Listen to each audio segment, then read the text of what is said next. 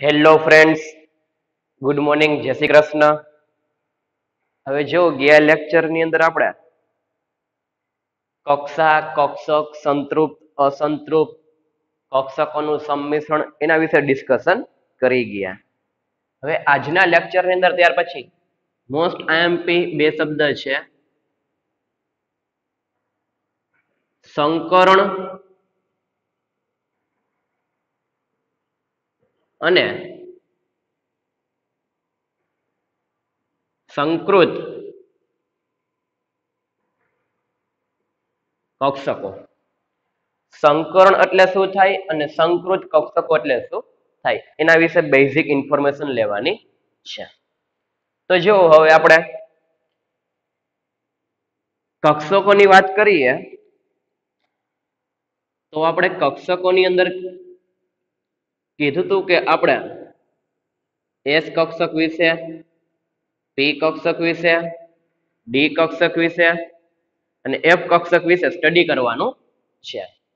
તો આપણે એમાં એસ અને પી કક્ષક વિશે જોઈ ગયા હતા કે એસ કક્ષક છે એનો આકાર કેવો છે? ગોળાકાર છે. પી કક્ષક છે એનો આકાર કેવો છે? ડંબેલ આકાર છે. ડી અને એફ નો અભ્યાસ આપણે 12th સાયન્સમાં કરશી. ગોળાકાર અને ડંબેલ આકાર તો વાસ્તવિક છે કે કક્ષક અલગ છે. આ એસ કક્ષક છે કે જે ગોળાકાર છે, પી કક્ષક છે કે જે ડંબેલ આકાર છે, ડમરા જેવી છે. તો હવે જો કક્ષક અલગ હશે તો વાસ્તવિક છે કે બંનેની ઉર્જા પણ કેવી હશે? અલગ અલગ હશે.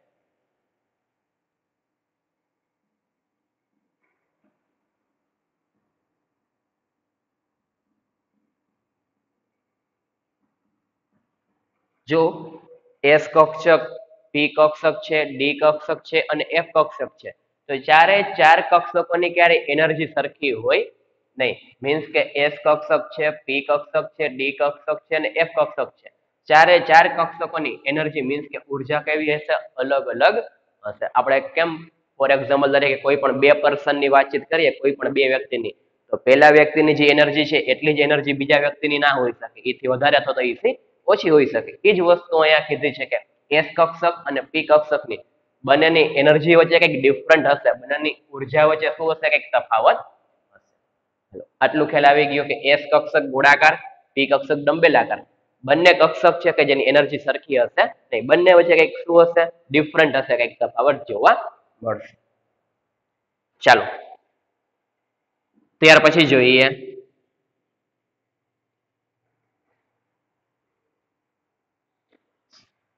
સંકરણ અને સંકૃત કક્ષકો.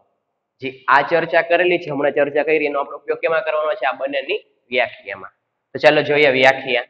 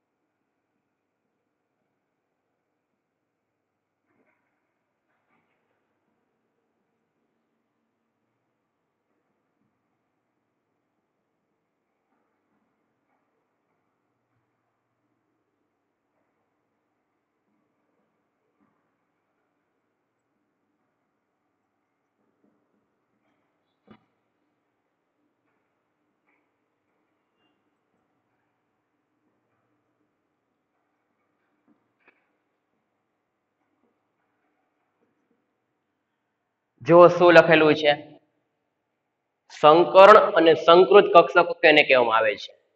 જ્યારે એક જ પરમાણુની જુદી જુદી કક્ષકો કે જેની વચ્ચે ઉર્જાનો તફાવત સાવ ઓછો જોવા મળે છે તેવી બે કે તેથી વધારે જુદી જુદી કક્ષકોનું સંમિશ્રણ થઈને સમાન આકાર અને સમાન ઉર્જા ધરાવતી નવી કક્ષકો ઉત્પન્ન થાય છે કે જેને સંકર્ણ કહે છે, અને આ ક્રિયાથી ઉદ્ભવતી કક્ષકોને શું કહેવામાં આવે છે? સંકૃત કક્ષકો કહેવામાં આવે છે. હવે જે સેન્ટેન્સ લખેલું છે એ સેન્ટેન્સ ને આપણે સમજીએ શું કહે છે. તો જો આપણી પાસે છે એસ કક્ષક, પી કક્ષક અને ડી અને એફ કક્ષક, કે જેમાં જોઈએ કે એસ કક્ષક છે એ કેવી છે? ગોળાકાર છે. પી કક્ષક છે એ કેવી છે? ડંબેલાકાર છે. હવે કીધું કે કક્ષક અલગ અલગ છે તો વાસ્તવિક છે કે બંને કક્ષકની એનર્જી સરખી હશે, એટલે કે ઉર્જા કેવી હશે? બંનેની અલગ અલગ જોવા મળશે. બંને વચ્ચે કઈક એનર્જીનો ડિફરન્ટ જોવા મળશે. તો જો શું કીધું છે, કોઈ પણ એક પરમાણુ લઈ લો. ફોર એક્ઝામ્પલ તરીકે હું લઉં છું કાર્બન પરમાણુ. કાર્બન પરમાણુ છે તો વાસ્તવિક છે કે કાર્બન પરમાણુનો પરમાણુ ક્રમાંક કેટલો છે? Z બરાબર 6. આપણે ખ્યાલ જ છે કાર્બન પરમાણુ છે નો પરમાણુ ક્રમાંક Z બરાબર 6 છે.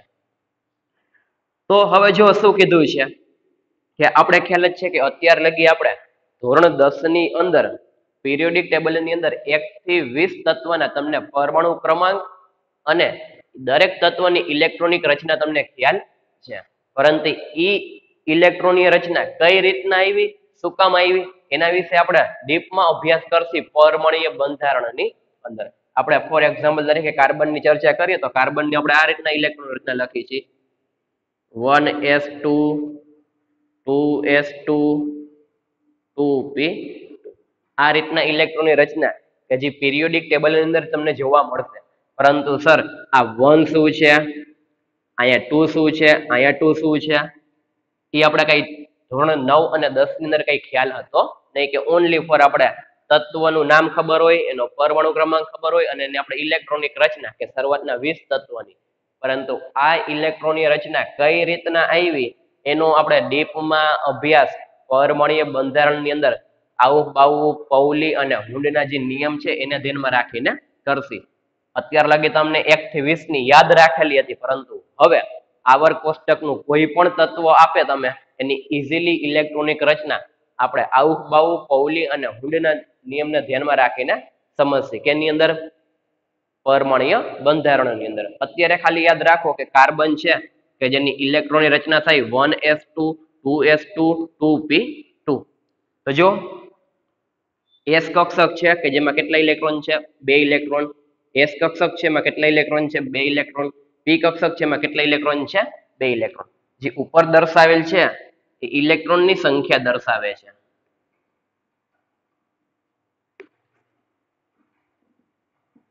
ઇલેક્ટ્રોનની સંખ્યા. એસ કક્ષકમાં 2 ઇલેક્ટ્રોન, એસ કક્ષકમાં વળી પાછા 2 ઇલેક્ટ્રોન અને પી કક્ષકમાં 2 ઇલેક્ટ્રોન. જો સમેશન કરી 2 + 2 4, 4 ને 2 6, તો આવી ગયા કે કાર્બન છે નો પરમાણુ ક્રમાંક કેટલો છે? 6 છે. તો વાસ્તવિક છે કે ઇલેક્ટ્રોનની સંખ્યા પણ કેટલી હશે? 6 હશે. હવે જો આપણે એસ કક્ષક છે ને પી કક્ષક છે, બંનેની એનર્જી કેવી છે? અલગ અલગ છે. એનર્જી અલગ અલગ છે. બીજો કયો પોઈન્ટ લખી શકી? આકાર પણ કેવા છે? અલગ અલગ. આકાર પણ અલગ. તો ચાલો, જ્યારે કોઈ એક જ પરમાણુની, ફોર એક્ઝામ્પલ તરીકે કાર્બન લઈએ, એ કાર્બન પરમાણુ છે કે જેની જુદી જુદી કક્ષકો, અહીંયા મારી પાસે એસ કક્ષક છે ને બીજી કઈ કક્ષક છે? પી કક્ષક છે. તો વાસ્તવિક છે કે મારી પાસે બે અલગ અલગ કક્ષક આવી, તો બંને કક્ષકનો આકાર કેવો હશે? અલગ અલગ હશે, અને એની ઉર્જા વચ્ચે, એનર્જી વચ્ચે ડિફરન્ટ પણ કેવો જોવા મળશે? કંઈક જોવા મળશે. મીન્સ કે બંનેની એનર્જી સરખી હશે નહીં. સાવ ઓછો જોવા મળે તેવી બે કે તેથી વધારે કક્ષકો નું સંમિશ્રણ થઈને સમાન આકાર અને ઉર્જા ધરાવતી નવી કક્ષકો ઉત્પન્ન થાય કે જેને શું કહેવામાં આવે છે? સંકરણ કહેવામાં આવે છે. તો ચાલો જોઈએ કે આપણી પાસે એસ કક્ષક છે અને પી કક્ષક છે. બંને કક્ષકનો આકાર અલગ અલગ છે, બંને કક્ષકની ઉર્જા પણ કેવી છે, અલગ અલગ છે. હવે જો જ્યારે હું એસ કક્ષક અને પી કક્ષકને, આ એસ કક્ષક અને પી કક્ષકને બંનેનું જ્યારે હું સંમિશ્રણ કરું છું, કે જ્યારે બંનેને હું શું કરું છું, મર્જ કરું છું, બંનેને ભેગા કરું છું. હવે ભેગા ત્યારે જ કરી શકી કે જ્યારે એ કક્ષકો વચ્ચે જો લખેલું છે ઉર્જાનો તફાવત કેવો જોવા મળવો જોઈએ, સાવ ઓછો જોવા મળવો જોઈએ. ફોર એક્ઝામ્પલ તરીકે મારી પાસે એસ કક્ષક છે અને પી કક્ષક છે. જો બંને વચ્ચે ડિફરન્ટ સાવ માઇનોર જોવા મળે છે, ઇઝીલી હું શું કરીશ, આ બંનેનું સંમિશ્રણ કરી શકીશ. પરંતુ મારી પાસે એક કક્ષક અહીંયા છે ને બીજી કક્ષક અહીંયા છે, તો બંને વચ્ચે એનર્જીનો ડિફરન્ટ કેવો આવી ગયો, વધારે આવી ગયો. એનર્જીનો ડિફરન્ટ વધારે આવી ગયો તો ઇઝીલી શું નહીં કરી શકું, બંનેને સંમિશ્રણ કરી શકીશ નહીં. આપણે કેમ એસ કક્ષક અને પી કક્ષકનું સંમિશ્રણ જોઈ ગયા. આ એસ કક્ષક મારી પાસે હતી પ્લસ આ પી કક્ષક હતી, આનું આપણે સંમિશ્રણ જોઈ ગયા હતા આ રીતના.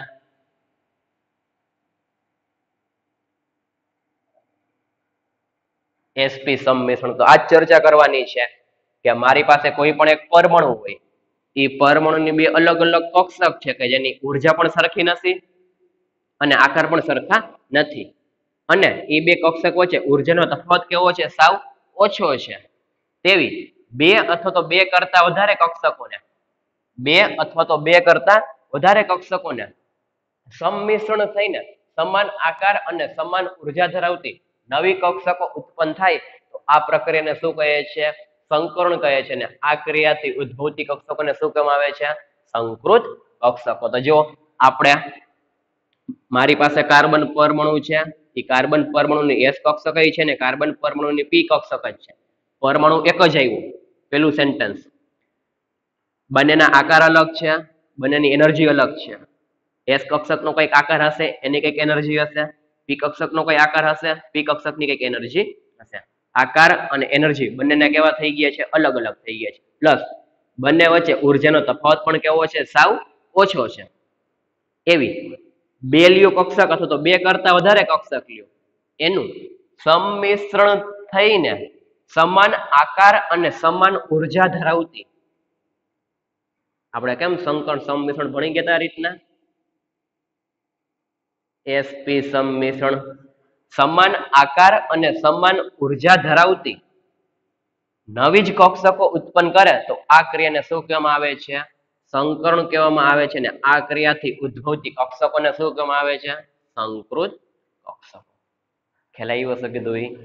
ફરી પાછું કઈ રિવિઝન કરીએ તો શરૂઆતમાં તમારી પાસે કક્ષક હશે, એ બંનેને આકારે અલગ હશે, એનર્જી અલગ હશે, પરંતુ જ્યારે બંનેનું શું કરવામાં આવે છે, સંમિશ્રણ કરવામાં આવે છે, ત્યારે એક જ સરખા આકાર ધરાવતી કે જેની ઉર્જા પણ કેવી હશે, અલગ હશે, આકાર પણ કેવો હશે, અલગ હશે. તો આ આખી જે પ્રક્રિયા છે, આ બંને કક્ષકને ભેગા કરીને અહીંયા આકાર અલગ, એસ કક્ષકનો, પી કક્ષકનો આકાર અલગ, પરંતુ જ્યારે બંનેને હું કમ્બાઈન કરું છું ત્યારે એક જ સરખા આકાર ધરાવતી, એક જ સરખા આકાર ધરાવતી ને એક જ સરખી ઉર્જા ધરાવતી જે નવી કક્ષકો મળે છે, તો આ ક્રિયાને શું કહેવામાં આવે છે, સંકરણ. અને આ ક્રિયાથી ઉદ્ભવતી કક્ષકોને શું કહેવામાં આવે છે, સંકૃત કક્ષકો. તો ખ્યાલ આવી ગયો છે કે સંકરણ અને સંકૃત કક્ષકો કે જ્યારે બે જુદી જુદી કક્ષકોને આપણે મર્જ કરી છે, ભેગા કરી છે, ત્યારે ભેગા કર્યા પછી જે નવી કક્ષકો ઉત્પન્ન થઈ છે એનો આકાર અને ઉર્જા કેવી હશે, એક સરખી હશે. આ ક્રિયાને સંકરણ કહેવામાં આવે છે. ને આ ક્રિયાથી ઉદ્ભવતી કક્ષકોને શું કહેવામાં આવે છે, સંકૃત. ખ્યાલ આવી ગયો શું કીધું. તો ચાલો વ્યવસ્થિત રીતના બોર્ડમાં લખેલું છે એટલું એક નોટ ડાઉન કરી લ્યો, ત્યાર પછી આગળ વધીએ.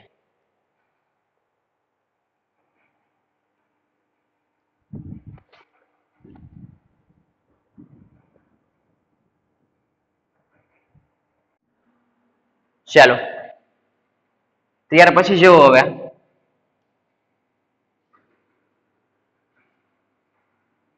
આપણી પાસે એસ કક્ષક છે. એસ કક્ષકની અંદર મેક્સિમમ 2 ઇલેક્ટ્રોન સમાઈ શકે. જો આપણે અત્યારે જે ટોપિકની ચર્ચા કરી છે કે જે ટોપિકનો આપણે ડીપમાં અભ્યાસ પરમાણ્વીય બંધારણ કરીને જે ચેપ્ટર આવશે એની અંદર કરશી કે એસ કક્ષક છે કે જેની અંદર ઇલેક્ટ્રોન સમાવવાની સંખ્યા કેટલી છે? 2 છે. પી કક્ષક છે કે જેની અંદર કેટલા ઇલેક્ટ્રોન? મેક્સિમમ 6 ઇલેક્ટ્રોન સમાઈ શકે. ફોર એક્ઝામ્પલ, દરેક આપણે કોઈ પણ એક પર્ટિક્યુલર રૂમની ચર્ચા કરીએ, રૂમની કેપેસિટી, રૂમ એટલે આપણી કક્ષક, એ રૂમની અંદર મેક્સિમમ કેટલા વિદ્યાર્થી સમાઈ શકે? તો એ વિદ્યાર્થીની જગ્યાએ આપણી પાસે કઈ વસ્તુ છે? ઇલેક્ટ્રોન છે. તો એસ કક્ષક છે કે જેમાં મેક્સિમમ 2 ઇલેક્ટ્રોન સમાઈ શકે. પી કક્ષક છે કે જેની અંદર મેક્સિમમ કેટલા ઇલેક્ટ્રોન સમાઈ શકે? 6 ઇલેક્ટ્રોન સમાઈ શકે. હવે જો આપણે કાર્બન પરમાણુની ચર્ચા કરીએ કે જેનો પરમાણુ ક્રમાંક કેટલામો છે આપણી પાસે? 6, Z બરાબર 6, કે જેની ઇલેક્ટ્રોનની રચના જોઈએ તો 1s2 2s2 2p2.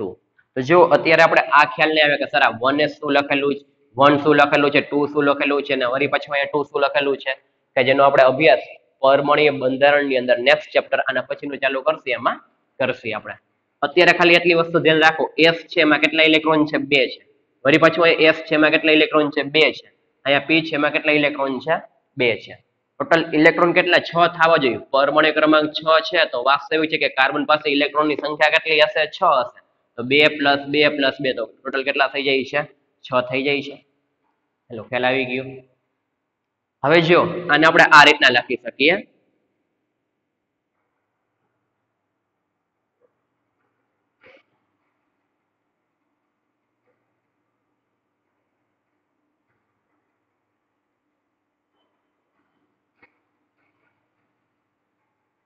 આપણી પાસે ખ્યાલ છે કે p ની આપણે ડિસ્કશન કરી ગયા હતા કે આપણી પાસે p છે એની અંદર px આવશે, ત્યાર પછી py આવશે ને ત્યાર પછી કઈ આવશે? pz આવશે. તો p ની 3 પ્રકારે કક્ષક છે. તો px, py અને pz મેં કોમન લખી નાખ્યું છે, 2p લખી નાખ્યું છે. પર્ટિક્યુલર અહીં લખવું હોય તો આપણે લખી શકીએ 2px 2py and 2pz. જો હવે શું કરું છું, આપણે ઇલેક્ટ્રોનને આની અંદર ગોઠવવાના છે. તો ઇલેક્ટ્રોનને કઈ રીતે? જો સમજો, આપણે હંમેશા બે અલગ અલગ નિશાનીનો ઉપયોગ કરશી. એક તીર છે અપ સાઈડ છે, બીજું તીર ક્યાં છે? ડાઉન સાઈડ છે. તો આપણે જ્યારે કક્ષકની અંદર 2 ઇલેક્ટ્રોનને સમાવવાની ચર્ચા કરવાની આવશે ત્યારે સરસ મજાનું એક ઉપરનું તીર કરશે અને નીચલું તીર કરશે. કે સર શું કામ આ જ રીતના કર્યા? બંને ઉપર ના કરી શકીએ તીર? ના કરી શકીએ, કે જેનો આપણે ચર્ચા કરી કે નેક્સ્ટ ચેપ્ટર ચાલુ કરશે એની અંદર ડીપમાં આપણે અભ્યાસ કરશે કે શું કામ આ બંને તીરને એક સરખા ઉપર દર્શાવી શકી નહીં. આ ઇલેક્ટ્રોન દર્શાવે છે કે 1s કક્ષક છે એની અંદર 2 ઇલેક્ટ્રોન છે. તો વાસ્તવિક છે કે ફોર એક્ઝામ્પલ તરીકે આપણી પાસે ઇલેક્ટ્રોન છે તો વાસ્તવિક નેગેટિવ ચાર્જ હશે. તો હવે જો એક ઉપરનું તીર છે ને બીજું કે તીર દર્શાવેલું છે, નીચેનું તીર દર્શાવેલું છે, એટલે એનો મીનિંગ એવો થશે કે એક પ્લસ છે ને બીજું કેવું છે? માઇનસ છે. પ્લસ અને બીજું માઇનસ. ઈ સર પ્લસ અને માઇનસ શું છે એ આપણે નેક્સ્ટ ચેપ્ટર અંદર ડીપમાં અભ્યાસ કરીશું. અત્યારે તમે ખાલી એટલી જ વસ્તુ યાદ રાખો કે કોઈ પણ કક્ષક હશે એ કક્ષકની અંદર 2 ઇલેક્ટ્રોનને સમાવવાની ચર્ચા આવશે ત્યારે એક તીર ઉપર કરવાનું, બીજું તીર ક્યાં કરવાનું? ડાઉન કરવાનું. ચાલો, 2s માં પણ કેટલા ઇલેક્ટ્રોન છે આપણી પાસે? 2 ઇલેક્ટ્રોન છે. આ રીતે દર્શાવી દઉં. p માં કેટલા ઇલેક્ટ્રોન છે? 2 ઇલેક્ટ્રોન. પહેલા આમાં મૂકવાનો, ત્યાર પછી આમાં મૂકવાનો. આવું બાવું પૌલી અને હુંડ કરીને આપણે એક રૂલ્સ આવશે, એને ધ્યાનમાં રાખીને કક્ષકની અંદર આપણે ઇલેક્ટ્રોન ગોઠવી શકશે. તો હવે જો આપણી પાસે 1s છે, 2s છે અને 2p2 છે. s કક્ષક છે કે જેમાં 2 ઇલેક્ટ્રોન સમાવી દીધા છે. 2s કક્ષક છે કે જેમાં 2 ઇલેક્ટ્રોન સમાવી દીધા છે. p ની 3 છે તો px, py અને pz કે જેમાં 1 ઇલેક્ટ્રોન સમાવી દીધો છે. તો હવે જો હું શું કરું છું, ઉત્તેજિત અવસ્થા મીન્સ કે કાર્બન ઉપર મેં સ્ટાર કરી દીધો છે. આને કહીએ તો ધરા અવસ્થા.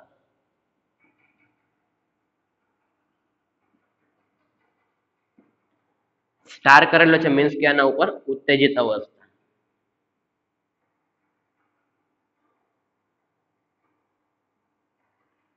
ધરા અવસ્થા અને ઉત્તેજિત અવસ્થા બે શબ્દ ત્યાર પછી સમજવાના છે. ફર્સ્ટ સંકર્ણ અને સંકૃત કક્ષકો, ત્યાર પછી ધરા અવસ્થા અને ઉત્તેજિત અવસ્થા, કે જેનું એક્ઝામ્પલ આપણે કાર્બન નું લીધેલું છે. હવે જો શું કરવું છે, 1s છે, 2s છે, ત્યાર પછી 2px, 2py, 2pz.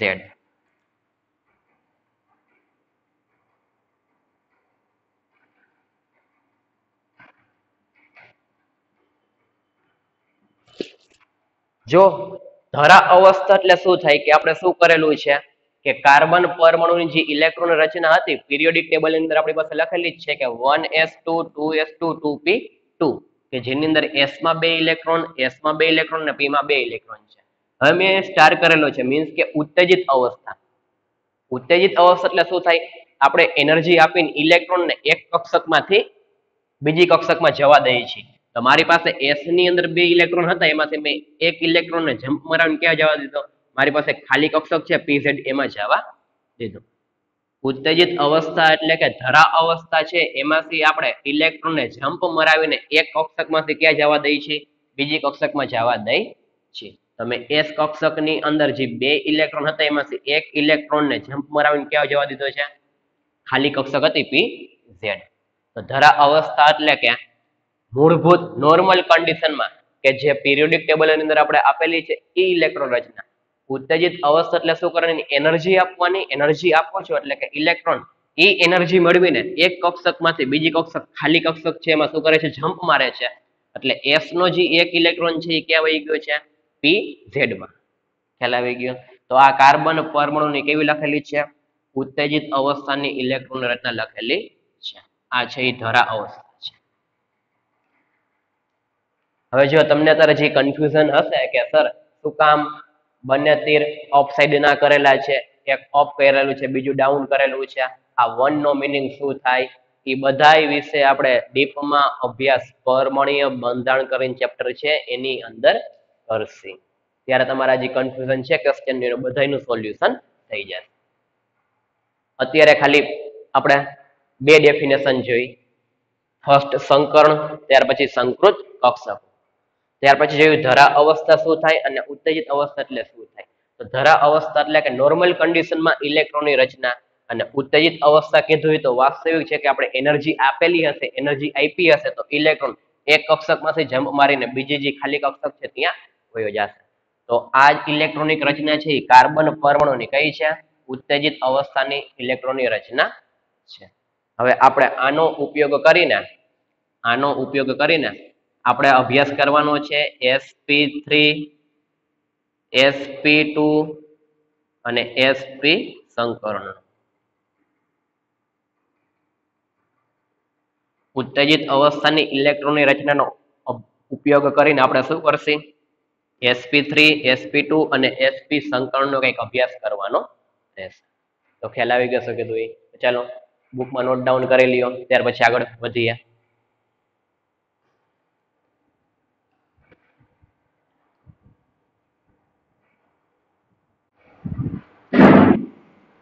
ચાલો થિયોરેટિકલ પર્સન આપણે જોઈ ગયા, સંકર્ણ, સંકૃત કક્ષકો, ધરા અવસ્થા અને ઉત્તેજિત અવસ્થા.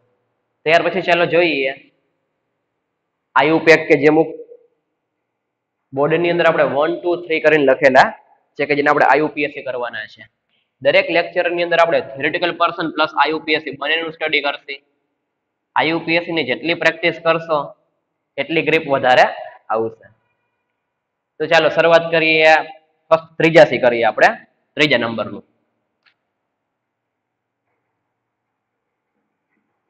શરૂઆત 3 થી કરીએ.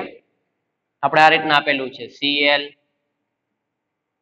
CH2, CH, OH, CH2, Cl.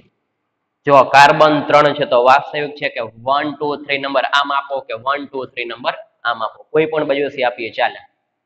હવે આપણી પાસે ક્રિયાશીલ સમૂહ કયું કયું છે, એક OH છે ને અહીંયા કઈ વસ્તુ આપી છે, હેલોજન.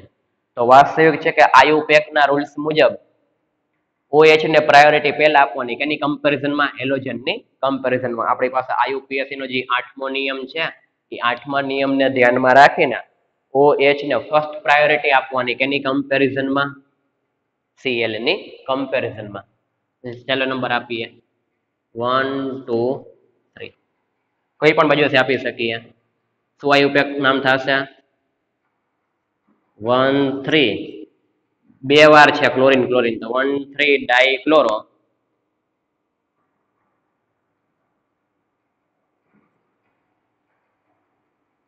ટુ પ્રોપેનોલ 1 3 ડાઇક્લોરો 2 પ્રોપેનોલ છે 1 3 ડાઇક્લોરો બીજા નંબરના કાર્બન ઉપર OH 2 પ્રોપેનોલ 3 કાર્બન છે બીજા નંબરના કાર્બન ઉપર OH 2 પ્રોપેનોલ 1 3 ડાઇક્લોરો 2 પ્રોપેનોલ ચલો ઈઝી હતું ડિફિકલ્ટ જેવું કઈ આમાં હતું નહીં ડાયરેક્ટ આમાં નંબર આપી દઈએ તો પણ તમે કરી શકો 1 2 3 અથવા તો રિવર્સ નંબર આપી દો 1 2 3 કોઈ પણ બાજુથી નંબર આપો સાચું જ પડશે ચલો ડન ત્રીજું લખી લો આયુપેક ત્યાર પછી ફર્સ્ટ એન્ડ સેકન્ડ જોઈએ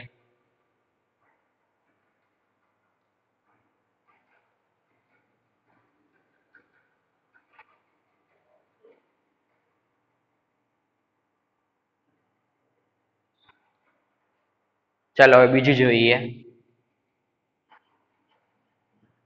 આપણે આ રીતના આપેલું છે CH2 double bond CH single bond CCl double bond CH2 તો ચાલો નંબર કઈ રીતના આપશે જો ફર્સ્ટ નંબરના કાર્બન પછી ડબલ બોન્ડ છે ફર્સ્ટ નંબરના કાર્બન પછી ડબલ બોન્ડ છે એમ જો હું આને 1 નંબર આપું તો 2 નંબર ઉપર અહીંયા હાઇડ્રોજન આવે છે જો હું 1 નંબર આને આપું 1 2 તો 2 નંબર ઉપર કઈ વસ્તુ આવે છે Cl આવે છે તો વાસ્તવિક છે કે આપણે નંબર કઈ બાજુથી આપવાના છે આમથી જ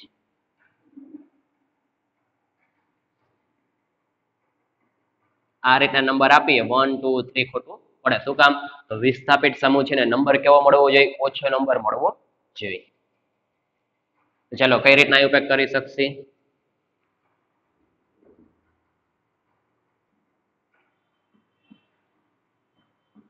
2 ક્લોરો 1 3 બ્યુટાડાઇન બે વાર છે આપણે ભણી ગયા ડાઈ પ્લસ ઇન તો શું બને ડાઇન 2 ક્લોરો 1 3 1 3 બ્યુટાડાઇન ચાર કાર્બન છે પહેલા અને ત્રીજા નંબરના કાર્બન પછી double bond 2 chloro 1 3 butadiene done second નંબરનું પણ હવે જોવાનું છે ખાસ પહેલા નંબરનું તો ચાલો બીજા નંબરનું લખી લ્યો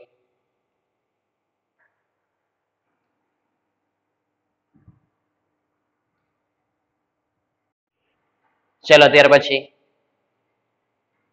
હવે જો આની અંદર આપણે 2 ક્લોરો બ્યુટા 1 3 ડાઇન પણ લખી શકીએ 2 ક્લોરો બ્યુટા 1 3 ડાઇન અથવા તો 1 3 ને આગળ લઈ લો તો શું બની જાય બ્યુટા ડાઇન ચાલો ત્યાર પછી ફર્સ્ટ નંબરનું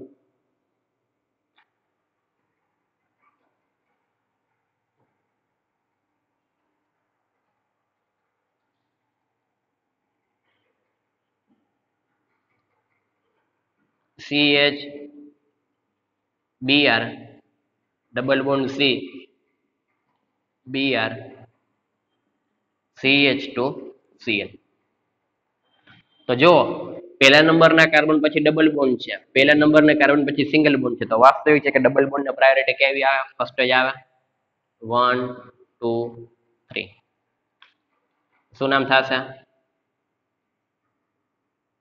1 2 ડાઇબ્રોમો 1 2 ડાઇબ્રોમો 3 ક્લોરો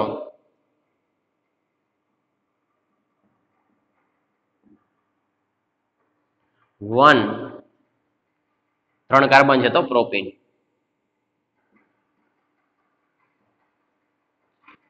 જો આપણે ખ્યાલ જ છે બ્રોમિન નો સ્પેલિંગ ની શરૂઆત ક્યાંથી થાય? બી થી થાય. ક્લોરીન ના સ્પેલિંગ ની શરૂઆત ક્યાંથી થાય? સી થી. તો આલ્ફાબેટ્સમાં બી ફર્સ્ટ આવે એટલા માટે આપણે 1,2 ડાયબ્રોમો 3 ક્લોરો 1 પ્રોપીન લખેલું છે. પહેલા નંબરના કાર્બન પછી આલ્કીન છે 1 2 3 3 કાર્બન છે પ્રોપેન પ્લસ ઇન પ્રોપીન. ખ્યાલ આવી ગયો તો ડન ફર્સ્ટ નંબરનું પણ. ચાલો આજના લેક્ચરની અંદર આપણે સંકરણ, સંકૃત કક્ષકો, ધરા અવસ્થા અને ઉત્તેજિત અવસ્થા આ 4 ટોપિક પ્લસ ત્યાર પછી 3 આઈયુપીએસસી નામ વિશે આપણે અભ્યાસ કરી ગયા. નેક્સ્ટ લેક્ચરની અંદર આપણે ધરા અવસ્થા અને ઉત્તેજિત અવસ્થાનો ઉપયોગ કરીને આપણે ત્યાર પછીનો ટોપિક કીધું સંકરણ sp3 sp2 અને sp એનો અભ્યાસ કરવાનો છે.